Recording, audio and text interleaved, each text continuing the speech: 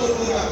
আমি শুধু তরুণ প্রজন্ম বুঝে মতো তাদের জন্য আমি মাইন্ডসেটটা বুঝাই দেই।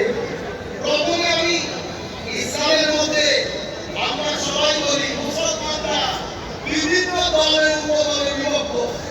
আপনারা এখন মনে হয় যেন মুসলমানদের ঘরে ঘরে বিভিন্ন জন বিভিন্ন ফেরকা মানুষ জমিতুল ভাড়া জাতীয় মসজিদ থেকে ঘোষণা করছি উম্মতে মুসলিমা গত 1300 বছরে উম্মতে মুসলিমার প্রায় 85 থেকে 90% মানুষ আহলুস সুন্নাহ ওয়াল জামাতের আকীদায় বিশ্বাসী।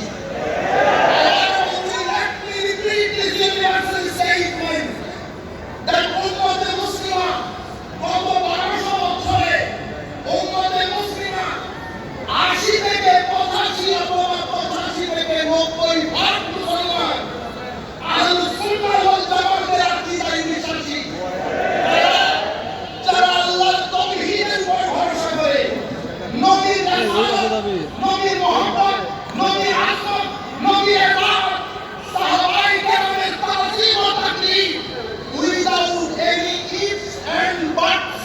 কোন ইফ কোন বাট পাবে সমস্ত সাহাবায়ে কেরামের তাকরীম এবং তাজিম, আলে বাইত রাসূলের তাকরীম এবং তাজিম, আউলিয়ায়ে কেরামের তাকরীম এবং তাজিম, মাযহাবের অনুসরণ। এটার উপর গত 1300 বছরে উম্মতে মুসলিমা 80 থেকে 85% মুসলমান এই ব্যাপারে একমত। বহু ধরনের দ্বিমত নাই। আনফরচুনেটলি তরুণ প্রজন্মের কাছে এই মেসেজ দেওয়া হয়েছে মুসলমান বিভিন্ন দলে উপদলে বিভক্ত। আমার ভাইরা, বাংলাদেশের 80% পপুলেশন যারা কলেজ বিশ্ববিদ্যালয়ে পড়ে, তারা আমাদের এই সমস্ত প্রোগ্রাম এবং এই সমস্ত মসজিদ মাদ্রাসার সাথে সরাসরি কানেক্টেড না থাকার কারণে আমাদের কাছে যেগুলো হট ইস্যু 80% কলেজ বিশ্ববিদ্যালয়ের ছেলের কাছে সেটা কোনো মিনিং রাখে তারা জানেও না।